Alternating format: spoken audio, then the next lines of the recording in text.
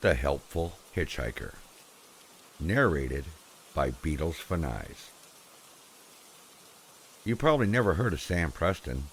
Well, I didn't until one rainy night in the spring a couple of years back. I was driving along Highway 6 into the foothills of the Rockies in a 30-ton diesel carrying about 20 tons of high-octane gasoline. It was pretty windy too, as I recall, but even though the visibility was not so good, I had to make time on account of the flat I had outside Omaha. It was almost midnight, and I wanted to get to a diner and get some coffee, because I needed it pretty bad. I was having trouble staying awake. I've been doing these long hauls for about 15 years now, but I never made this route. Anyway, I'm doing about 50 and staring at the white line, and the highway, and the rain is splashing off the windshield, and the wipers are going lickety-split. And then I saw him. Now, I'm not one to pick up hitchhikers. You never know, might be a hijacker. Besides, we got orders not to. I got a glimpse of him as I went by, and what the devil? It's an old guy out in the storm, and no raincoat, and it's a good 10 miles to anywhere. So I hit the brakes hard, and I could feel all that gasoline sloshing around in the big tank, piling up the weight behind me. I pumped the brakes till I stopped and waited for him to catch up. Boy, was he soaked. He swung into the cab and dropped into the seat. "Thanks, fella," he said. "Here," I said, and handed him a towel I always keep handy for washing and shaving. Before I even asked him, he tells me he was out walking and he got caught in the storm. "Wasn't going far," he said, "but every little bit helps." Seemed like a gentle old guy, gray hair and all. He used to be a driver himself, so he knew all about trucks and long hauls. He said he stopped driving about 10 years ago, and now he had a new job. He didn't say what it was. His name was Sam Preston. Anyway, he knew the roads, and we talked some. And every so often I glanced over at him.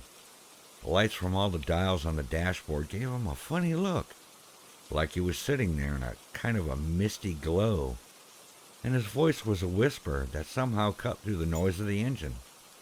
Those diesels make quite a racket, you know. Well, he asked me about my kids, which was pretty strange since I hadn't even recalled saying anything about them. Well, after a while he told me that the place he got off was just a little ways ahead, so I started to slow down, and just before he got out, he told me about a diner that was about 2 miles ahead, but he said to be careful because of a hairpin turn just before you come to it.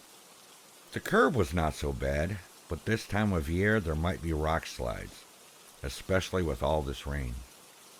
He jumped out and thanked me, and I leaned over to thank him for the tip, but I couldn't see him.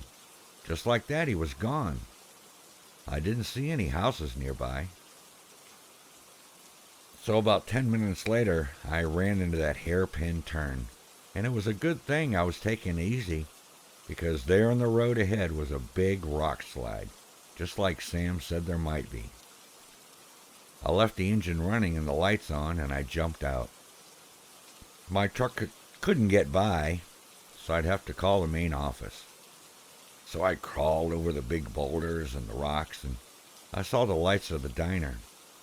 Just then a state trooper car drove up and told me they'd have a bulldozer there in a couple hours, and I could get through then. So I went over to the diner and made the call, and the dispatcher was pretty nasty, and I was pretty nasty back, because all I could think of was 20 tons of gasoline exploding and me in the middle of it. Nothing to do now but wait. So I sat down for some coffee and told the guy behind the counter all about it. And I told him that if it hadn't been for Sam Preston hitchhiking, I might look like something like those hamburgers that he was frying up. The counterman dropped the fork, and he looked at me. "Who?" he said. "Sam Preston," I said. "He lives around here someplace. Maybe you know him. He used to be a truck driver." "Yeah, that's right. Sam Preston was a truck diver. About 10 years ago, he was caught in a rock slide out there about where your truck is standing. He was killed